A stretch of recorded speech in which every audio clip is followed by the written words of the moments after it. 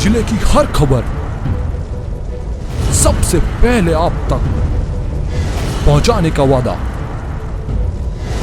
बस यही है एक इरादा। आज ही लगाए अपना पद्मेश डिजिटल सेटअप बॉक्स। नमस्कार, आप देख रहे हैं पद्मेश 24/7 न्यूज बुलेटिन की शुरुआत करते हैं हेडलाइन से।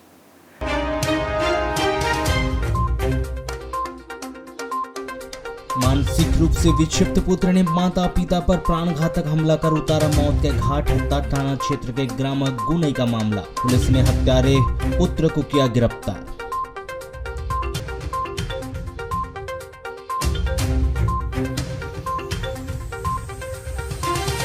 एमपीपीएससी परीक्षा में सफल 11 अभ्यर्थियों का कलेक्टर ने किया सम्मान। कोई बना डिप्टी कलेक्टर तो कोई नायब तहसीलदार तो कोई जिला जेल अधीक्षक, किसी का वाणिज्य कर अधिकारी के पद पर हुआ चयन।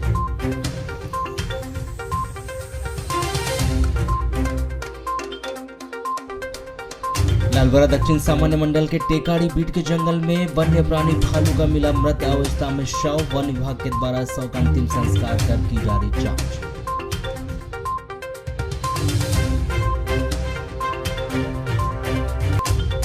शहर में चल रहे कायाकल्प अभियान में सड़कों का निरीक्षण करने 16 जून को रायपुर और भोपाल से पहुंचेगी टीम। सीसी रोड पर डामरीकरण के विरोध में वार्ड नंबर 25 और 26 के वार्ड वासियों ने सीएमओ से की शिकायत।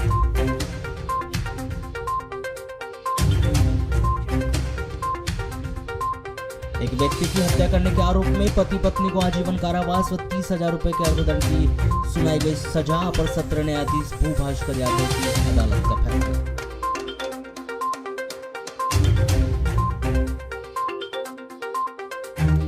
पूर्व सांसद कनकर मुंजारे ने ली प्रेस वार्ता। कांग्रेस और भाजपा दोनों सरकार पर साधा निशाना। कहा एक ही थाली के चट्टे बट्टे कमलनाथ और सूरा। साथ ही 16 जून से जिले भर में संपूर्ण क्रांति अभियान चलाने का किया ऐलान। विद्वान अपर सत्र न्यायाधीश भूभास्कर यादव की बैहर की अदालत ने एक व्यक्ति की षड्यंत्र के तहत हत्या और उसकी लाश को नाले में फेंककर हत्या के साक्ष्य को विलोपित करने के आरोप में पति पत्नी को आजीवन कारावास की सजा सुनाई। अभियोजन के अनुसार 4 नवंबर 2018 की रात्रि में बीरबल यादव अपने खेत में पानी चलाने के लिए गया था। 4 नवंबर की सुबह बीरबल यादव खेत में दिखाई नहीं दिया।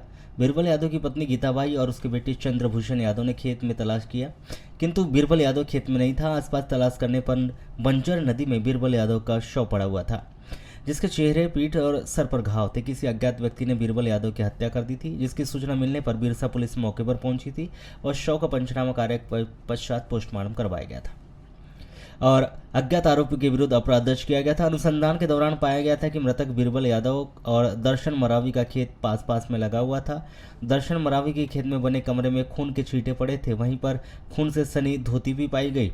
दर्शन मरावी के भतीजे कुंदन मरावी पर बीरबल यादव की हत्या करने का शक होने पर बिरसा पुलिस ने कुंदन मरावी और उसकी पत्नी ब्रिज कुंवर मरावी को अभिरक्षा में लेकर पूछताछ की। पूछताछ में बताया कि ब्रिज कुंवर पर बीरबल यादव गलत नियत रखता था, इसलिए उसने एक षड्यंत्र के तहत बीरबल यादव को दर्शन मरावी की झोपड़ी में बुलाया और उसके सर पर कुल्हाड़ी मारकर हत्या कर दी गई थी। कमरे के खून को उसकी धोती से साफ कर दिया था और उसके बाद बीरबल यादव की लाश को बांधकर बंजर नाले में डाल दिया गया था। दोनों पति पत्नी की निशानदेही पर बीरबल यादव की हत्या में उपयुक्त कुल्हाड़ी व अन्य सामान भी जब्त कर संपूर्ण विवेचना के उपरांत दोनों पति पत्नी के विरुद्ध धारा 302, 120B, 201 के तहत अपराध दर्ज कर इस अपराध में उन्हें गिरफ्तार किया गया। विवेचना अनुसंधान के उपरांत अभियोग पत्र विद्वान अदालत में पेश किया गया। यह मामला विद्वान अपर सत्र न्यायाधीश भूभास्कर यादव की अदालत में चला। विद्वान अदालत में चले इस मामले में अभियोजन पक्ष आरोपी कुंदन मरावी और उसकी पत्नी ब्रिज कुंवर मरावी पर भी आरोपित अपराध सिद्ध करने में सफल रहा, जिसके परिणाम स्वरूप विद्वान अदालत में मामले की समस्त परिस्थितियों को देखते हुए और विवेचन निष्कर्ष और उपलब्ध साक्ष्य के आधार पर कुंदन मरावी और उसकी पत्नी को धारा 302, 120B के तहत अपराध के आरोप में आजीवन कारावास व 25,000 रुपये के अर्थदंड, धारा 201 के तहत अपराध में 3 वर्ष का सश्रम कारावास व 5,000 रुपये के अर्थदंड से दंडित किया है। विद्वान अदालत ने अर्थदंड वसूल हो जाने पर अपील अवधि के पश्चात अपील न होने की दशा में प्रतिकर के स्वरूप 30,000 रुपये मृतक की पत्नी गीताबाई, पति स्वर्गीय बीरबल यादव, ग्राम भगतवाई, थाना बिरसा निवासी को प्रदान किए जाने के भी आदेश दिए। हट्टा थाना क्षेत्र के अंतर्गत आने वाले ग्राम गुनई में एक युवक के द्वारा अपने माता पिता को गैदी से मारकर गंभीर रूप से घायल कर दिया गया, जिसमें पिता की मौके पर ही मौत हो गई। वहीं मां को उपचार के लिए जिला चिकित्सालय में भर्ती किया गया, जिसकी भी 15 जून को उपचार के दौरान मृत्यु हो गई। बताया गया कि उनका बेटा मानसिक रूप से विक्षिप्त है। किसी बात को लेकर उपजे विवाद में युवक के द्वारा गैती से मारकर इस घटना को अंजाम दिया गया है। वहीं इसकी जानकारी पुलिस को मिलने पर पुलिस के द्वारा युवक को गिरफ्तार कर लिया गया, जिस पर पुलिस अधीक्षक समीर सौरभ के द्वारा बताया गया कि उक्त मामले संज्ञान में आते ही मामले को गंभीरता से विवेचना की जा रही है। पुलिस से मिल रही जानकारी के अनुसार 14 जून की देर शाम करीब 6:30 बजे यह वारदात उस समय हुई जब ग्राम गुनई निवासी रूपचंद मेश्राम, पिता बेनीराम मेश्राम, उम्र 64 वर्ष, अपनी वृद्ध पत्नी कविता मेश्राम और उसके 2 बेटे के साथ अपने घर में थे। तभी छोटा बेटा सरोज मेश्राम, जो मानसिक रूप से विक्षिप्त बताया जा रहा है, वहां घरेलू विवाद को लेकर अपनी माता कविता मेश्राम के साथ विवाद कर रहा था। तभी रूपचंद मेश्राम के द्वारा बीच में पटाक्षेप करते हुए छोटे बेटे सरोज मेश्राम को डांट फटकार लगाई गई कि बेटे से कहा कि वह क्यों अपनी मां के साथ लड़ाई कर रहा है, जिस पर गुस्साए सरोज मेश्राम के द्वारा घर में रखी गई गैती और फावड़े से अपने पिता को मारपीट कर घायल कर दिया गया, जिसमें पिता की मौके पर ही मौत हो गई। वहीं बीच बचाव करने आई उनकी माता कविता मेश्राम भी गंभीर रूप से घायल हो गई, जिसकी सूचना मिलने पर हट्टा पुलिस के द्वारा तुरंत ही घटनास्थल पर पहुंचकर गंभीर रूप से घायल कविता मेश्राम को जिला चिकित्सालय में भर्ती करवाया गया।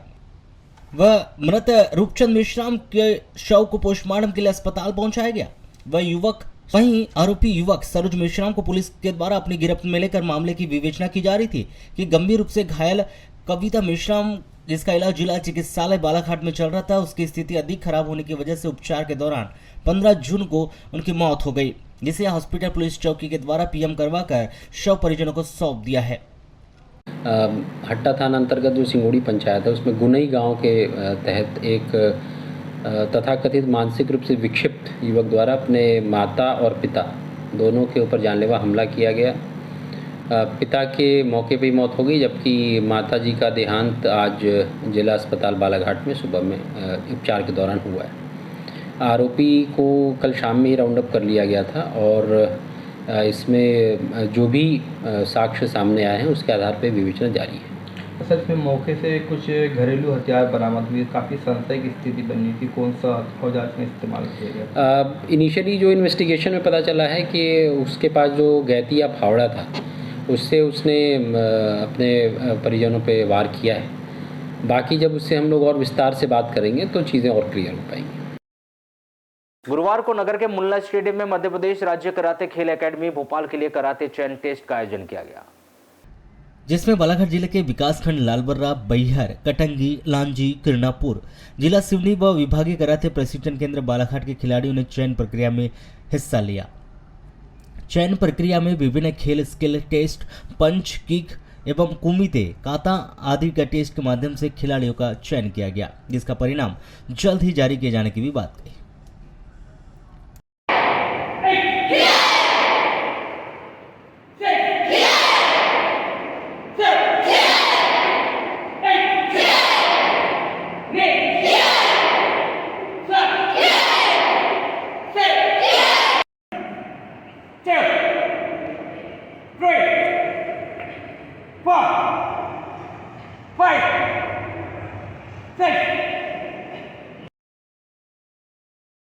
मध्य प्रदेश लोक सेवा आयोग के द्वारा घोषित 2020 के परीक्षा परिणाम में बालाघाट के 11 अभ्यर्थियों का विभिन्न पदों पर चयन हुआ है। इसमें कुछ प्रतिभाएं डिप्टी कलेक्टर बनी हैं, तो कुछ नायब तहसीलदार और कुछ वाणिज्य कर अधिकारी, तो कुछ जेल अधीक्षक पद पर चयनित हुए। इन चयनित प्रतिभाओं का आज कलेक्टर डॉक्टर गिरीश कुमार मिश्रा के द्वारा प्रशस्ति पत्र और शील्ड देकर सम्मानित किया गया। आपको बता दें कि बालाघाट कलेक्टर गिरीश कुमार मिश्रा की पहल पर विकास हमर सम्मान के अंतर्गत प्रतिभावान बच्चों के लिए निःशुल्क कोचिंग क्लास संचालित कराई जा रही है। इस निःशुल्क कोचिंग क्लास में बच्चों को MPPSC सहित तमाम तरह की प्रतियोगिताएं भी परीक्षाओं के लिए मोटिवेशन किया जा रहा है।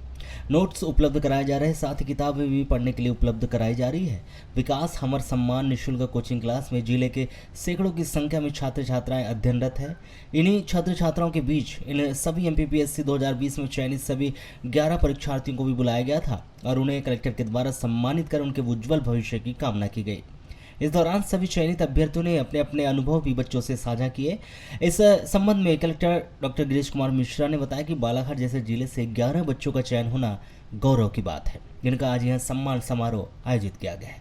साथ ही इसका उद्देश्य यह था कि विकास अमर सम्मान कोचिंग में अध्ययनरत स्नातक और स्नातकोत्तर के बच्चों को इन चयनित बच्चों के माध्यम से मार्गदर्शन दिलाना था।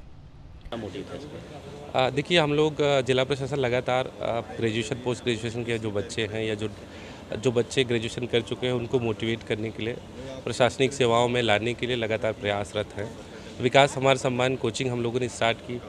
ट्राइबल स्कूल्स में हम लोगों ने फाउंडेशन कोर्सेज़ के लिए नीट और जी के लिए प्रयास किया, उनको ऑनलाइन क्लासेस स्टार्ट कराई स्मार्ट क्लासेस के माध्यम से।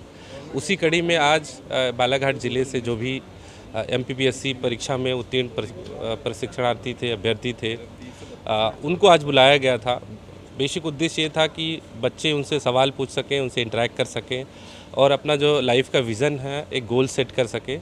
इसी के तारतम्य में आज ये कार्यक्रम रखा गया था। सर, काफ़ी संख्या में आए बच्चे हैं, 11 लोग ऐसे जो हमारे यहाँ से चयनित हुए। बालाघाट इंटीरियर क्षेत्र है और इस तरह की सफलता को लेकर क्या कहेंगे? देखिए, ज़्यादातर बच्चे रूरल बैकग्राउंड से हैं बालाघाट से।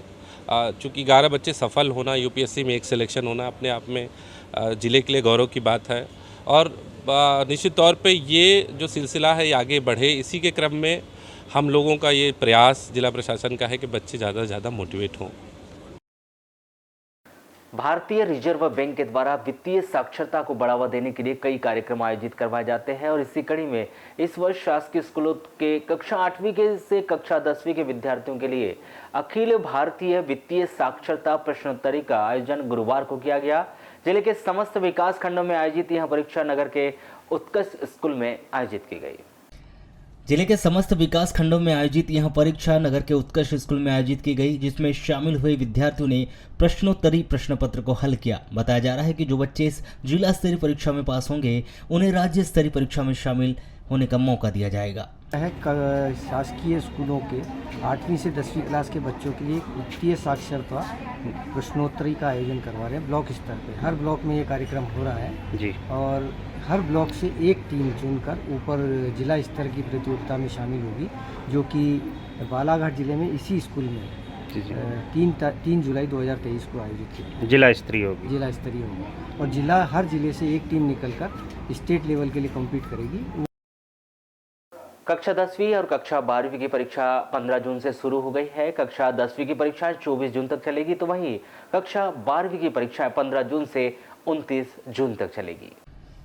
हाल ही में ली गई कक्षा 10वीं और कक्षा 12वीं की मुख्य परीक्षा में ऐसे विद्यार्थी जो फेल हो चुके थे उन्हें इस परीक्षा में शामिल होने का मौका दिया गया। आपको बताया कि आज नगर के 9 केंद्रों में आयोजित इस परीक्षा में 596 में से 438 विद्यार्थियों ने हिंदी विषय का पर्चा हल किया, जबकि इस परीक्षा से 58 विद्यार्थी अनुपस्थित रहे। आपको बताया कि कक्षा 10वीं की परीक्षा सुबह 8 बजे से लेकर 11 बजे तक नगर के 9 केंद्रों पर आयोजित की गई। कक्षा 12वीं में 2115 विद्यार्थियों में से 1975 विद्यार्थियों ने गुरुवार को हिंदी का पर्चा हल किया, जबकि 140 विद्यार्थी अनुपस्थित रहे। 12वीं की परीक्षा दोपहर 2 बजे से 5 बजे तक आयोजित की गई। बालाघाट मध्य प्रदेश शासन की एक अभिनव योजना है रुक जाना नहीं।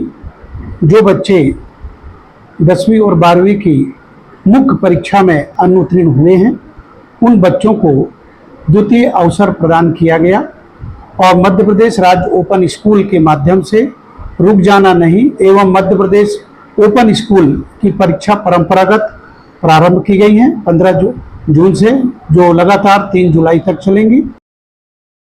नगरपालिका बालाघाट के क्षेत्र के अंतर्गत आने वाले कुछ वार्डों की खस्ताहाल सड़कों का कायाकल्प अभियान के तहत सीसी रोड पर डामरीकरण करने का कार्य किया जा रहा है, किंतु कुछ कायाकल्प योजना के अंतर्गत बनने वाली डामरीकरण सड़क यातायात का दबाव नहीं झेलने के कारण उखड़ती हुई नजर आ रही है, जिसमें इन सड़कों के लिए भोपाल और रायपुर के रिटायर्ड इंजीनियरों की टीम 16 जून को इन सड़कों का निरीक्षण करेगी। आपको बताएं कि शहर में बहुत से ऐसे वार्ड है कि जहां पर मुख्य मार्ग सहित वार्डों में जाने वाले प्रमुख रोडें खस्ताहाल हो चुकी है, जिन्हें नगर पालिका के द्वारा कायाकल्प योजना के तहत ऐसे खस्ताहाल मार्ग जिनमें आने जाने में वाले को परेशानी हो रही थी, उन रोडों को नगर पालिका के द्वारा चिन्हित करके मरम्मत करने का काम करना था। किंतु अब इस शहर में देखा जा रहा है कि नगर पालिका के द्वारा जो मरम्मत का कार्य किया जाना है वह बहुत सी ऐसी रोडें हैं जो सीसी रोड होने के साथ ही उतनी खराब भी नहीं हुई कि जिन पर अभी मरम्मतीकरण का कार्य किया जाना है। चाहिए, वहाँ अभी वार्ड नंबर 25, 26 में ऐसी सीसी रोड है जिन पर नगर पालिका के द्वारा डामरीकरण किया गया था। उन पर वार्डवासियों के द्वारा विरोध दर्ज भी कराया गया है और वार्डवासियों का कहना है कि जब अभी सीसी रोड खराब ही नहीं हुई तो नगर पालिका के द्वारा क्यों डामरीकरण किया जा रहा है, जबकि वार्ड में बहुत ऐसी रोडें खराब है जिन पर अभी भी मरम्मतीकरण का कार्य किया जाना आवश्यक है, किंतु नगर पालिका के द्वारा उन सड़कों का कार्य न करते हुए बनी हुई रोडों पर ही मरम्मतीकरण का कार्य किया जा रहा है। वह मरम्मत की कार्य ऐसा हो रहा है कि रात के अंधेरे में रोड तो बनाई जा रही है किंतु अधिकतर रोड दिन में गुणवत्ताहीन नजर आ रही। आपको बताएं, जब बनी हुई रोड पर डामरीकरण किया जा रहा था उस समय वार्ड नंबर 25 व 26 के निवासियों के द्वारा इस बात का विरोध किया गया था कि जब सीसी रोड बनी हुई है तो उस पर डामरीकरण क्यों किया जा रहा है, जबकि रोड अभी इतनी खराब ही नहीं हुई। वह जिस प्रकार से सीसी रोड पर डामरीकरण किया जा रहा है वह बरसात के समय में पानी भरने पर वह डामर उखड़ जाएगा, किंतु जब नगर पालिका के इंजीनियर व डामरीकरण करने वाले कर्मचारियों को इस बात के लिए मना किया गया तो वार्ड के पार्षद व कुछ वरिष्ठ जनों के द्वारा नगर पालिका के कर्मचारी व इंजीनियरों के साथ हाथापाई की भी जानकारी सूत्रों से मिली थी कि रोड बनने को लेकर वार्डवासी व कर्मचारियों के बीच हाथापाई की नौबत तक सड़क बनते समय आ गई थी, जिसकी शिकायत वार्डवासियों व पार्षदों के द्वारा मुख्य नगर पालिका अधिकारी के द्वारा की गई थी, जिसमें मुख्य नगर पालिका अधिकारी के द्वारा भी अपने बयान में बताया गया कि वार्डवासी व पार्षदों के द्वारा सीसी रोड का डामरीकरण का विरोध किया गया था और उनके द्वारा मुख्य नगर पालिका अधिकारी को इसकी शिकायत दर्ज कराई गई थी। अब जिस प्रकार से नगर पालिका के द्वारा मरम्मतीकरण कर रोड बनाई जा रही है जिसमें बहुत सी ऐसी रोडें अभी भी है जो उखड़ने लगी है। बताया जाता है कि डामरीकरण का कार्य अधिकतर रात्र में किया जा रहा है, जिसके चलते सुबह देखने को यह मिल रहा है कि जो डामरीकरण व मरम्मतीकरण का कार्य किया जा रहा है वह गुणवत्ता युक्त नहीं होने के कारण अब धीरे धीरे उखड़ने लगी है, जबकि अभी कुछ दिन बीते हैं यह कार्य शुरू हुआ है और अभी ही शहर के कुछ वार्डों में अभी भी रोड मरम्मतीकरण का कार्य चल रहा है, किंतु कुछ दिन पहले बनाई गई सड़क यातायात का दबाव झेल नहीं पा रही और रोडें उखड़ना शुरू हो गई। ऐसा एक मामला हमें इतवारी बाजार चौक में बनी एक रोड जो कि देवी तालाब की ओर जाती है वहां पर देखने को मिला कि जो डामरीकरण किया गया है वह रोड अब यातायात का दबाव झेल नहीं पाई और उखड़ने लगी। जब इस संबंध में हमारे द्वारा मुख्य नगर पालिका अधिकारी निशांत श्रीवास्तव से चर्चा की गई तो उन्होंने बताया कि जिस प्रकार से कायाकल्प अभियान के तहत शहर में मरम्मतीकरण का कार्य किया जा रहा है उनमें लगभग 14 सड़कें जो अभी 10 सड़कें को अभी फर्स्ट फेज में लिया गया है, जिसमें 10 सीसी रोड है और वो बाकी डामरीकरण की रोड है जिन पर मरम्मतीकरण का कार्य चल रहा है और कुछ जगह सीसी रोड व डामरीकरण को लेकर विरोध भी दर्ज किया गया। और रही बात सड़क उखड़ने की तो इसमें एक भोपाल और रायपुर के इंजीनियर से लेकर उच्च अधिकारियों की टीम 16 जून को संभवतः बालाघाट पहुंचेगी। जो रिटायर्ड इंजीनियरों की यह टीम है जो सूक्ष्मता से इन बनी रोडों का निरीक्षण करेगी और एक सप्ताह के अंदर भी रिपोर्ट प्रस्तुत करेगी। शासन ने कायाकल्प अभियान स्टार्ट किया है जिसमें जो पुरानी रोड है उन पर पुनः डामरीकरण और ये सीसी रोड बनाई जाएगी और नगरपालिका बालाघाट के अंतर्गत कायाकल्प फर्स्ट के अंतर्गत 14 रोड की गई है। इसमें 4 बिटुमिनस रोड हैं और 10 सीसी रोड हैं। इसमें करीब 2,89,00,000 की लागत है और बिटुमिनस का काम अभी स्टार्ट है। इसमें थर्ड पार्टी निरीक्षण का प्रावधान किया गया है।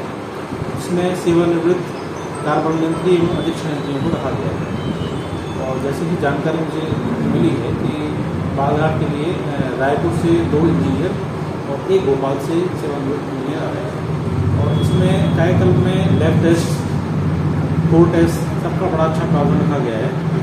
तो इसमें अगर काम थोड़ा भी खराब होता है तो ज़्यादा पेमेंट में दिक्कत आएगी, आसानी से नहीं होगा। कायाकल्प के तहत जो डामरीकरण के जो पहले फेज में चल रहा है इसको लेके अभी कुछ विरोध भी सामने आया है कि सीसी रोड के ऊपर डामरीकरण किया जा रहा है, अच्छी खासी सीसी रोड के ऊपर डामरीकरण हो रहा है, इसको लेके क्या करेंगे? अब ये शिकायत मुझे भी प्राप्त हुई थी कि रोड सीसी रोड अच्छी हालत में थी और उसको डामरीकरण कर दिया गया, लेकिन इंजीनियर से जो बात हुई उसमें उन्होंने बताया कि कायाकल्प में जो रोड ली जानी है उसमें अगर थोड़ी भी जर्जर रोड है, थोड़ा भी गड्ढा है तो उसको हम ले सकते हैं। और इस रोड प्रेम नगर के रोड के बारे में बताया कि उसमें कहीं कहीं छोटे छोटे गड्ढे थे। परिषद की बैठक हुई थी, परिषद और अध्यक्ष महोदय द्वारा ये अच्छा सर, ये प्रथम दृष्टि अभी जो डामरीकरण वाली रोड बन रही है वो उखड़ने लगी है, इसको लेके क्या कहेंगे सर? इसके लिए कल टीम आ रही है, थर्ड पार्टी टीम, वो डिसाइड करेगी अगर उखड़ रही है या उसकी उसकी लेयर कमज़ोर है या पतली लेयर डाल दी है या डामरीकरण का कंटेंट कम है, तो उसको वो लोग टेस्ट करेंगे और विधिवत कार्रवाई, जैसा कि उसका पेमेंट ना हो, पेमेंट नहीं करते ये लोग, बस रिपोर्ट आती है कि पेमेंट ना किया जाए, वही कार्रवाई की जाएगी। बालाघाट नगर में एक ऐसी सड़क है जिसका 2011 से अभी तक कायाकल्प नहीं हो पाया है। यहाँ के बाशिंदों ने खुद ही श्रमदान कर सड़क चलने लायक बनाया। ताजा मामला नगर के वार्ड नंबर 13 जोड़ा महुआ के सामने वाली गली का है, जो 200 मीटर सड़क बनाने नगर पालिका के पसीने छूट रहे हैं। वार्ड में निवासरत रहवासियों ने बताया कि सन 2011 से वे निवास कर रहे हैं। पहले चलने लायक सड़क न होने के कारण वहां पर चंदा इकट्ठा करके मुरूम, गिट्टी व अन्य मलबा डालकर इस सड़क को चलने लायक बनाया गया। गर्मी के दिनों में तो चलने में आसानी हो जाती है, लेकिन बरसात के दिनों में काफ़ी दिक्कतें होती है। सड़क में कीचड़, पानी जमाव की स्थिति बनी रहती है। सड़क बनाने के लिए नगर पालिका को कई बार आवेदन कर मौखिक रूप से भी नगर पालिका के अधिकारियों से संपर्क कर उनसे सीमेंट की सड़क बनाए जाने की गुहार भी लगाई गई। इसके बावजूद भी सड़क अब तक किसी प्रकार का कोई कार्य नहीं किया गया। उनकी मांग है कि सड़क को डामरीकरण या सीमेंटीकरण बनाया जाए ताकि लोगों को चलने में आसानी हो सके। 2011 से मैं देख रहा हूँ कि ये रोड जो है यहाँ पर बनी नहीं थी। ये कच्ची रोड भी जो है हम लोगों ने मिलके जो है आपस में जो है कच्ची रोड बनाया इसको, जिसको वो क्या BMW जो बोलते हैं उसको कंप्लीट कराया। और इसके बाद जो है कई बार जो है हमने नगर पालिका को आवेदन दिया, मौखिक तौर से भी हम नगर पालिका में जाके संपर्क किए, अधिकारियों से भी किए, बाबुओं से किए, परंतु आज तक जो है ये रोड पक्की नहीं बनी है, जिसके कारण जो है हर साल बारिश में यहाँ बहुत कीचड़ हो जाता है और उस कीचड़ का सामना करना पड़ता है, जिससे बच्चे परेशान होते हैं, स्कूल आने जाने में परेशानी होती है। लगभग 200 मीटर जी 200 मीटर का ये अंतर है जो मेन रोड से लगा हुआ है। अभी तक तो बन जाना था। हमारे सैनी साहब काफ़ी दिनों से रह रहे हैं, हमें भी विगत 4 साल हो गए यहाँ रह रहे हैं। बड़ी परेशानी होती है, बहुत ज़्यादा तकलीफ होती है आने जाने में। अच्छा, कितनी बार आवेदन दे दिया गया है? हमारे सैनी साहब ने तो एक बार दी है, मौखिक तौर से भी जानकारी। जब इस मामले में वार्ड नंबर 13 के पार्षद रवि बनाफर ने दूरभाष पर चर्चा करते हुए बताया कि यह समस्या काफ़ी पुरानी है, इसके लिए काफ़ी प्रयास भी किया गया। मेरे द्वारा भी काफ़ी प्रयास किया गया। इस 200 मीटर सड़क को किसी भी मद में लिखकर सड़क का शीघ्र ही निर्माण कार्य कराया जाएगा। जिले के गढ़ी थाना क्षेत्र के अंतर्गत आने वाले ग्राम खुर्सीपार में चोरों ने दिन दहाड़े एक सुने मकान का ताला तोड़कर मकान के अंदर रखे पेटी के जेवरात व नकदी 5,000 रुपए की चोरी कर ली।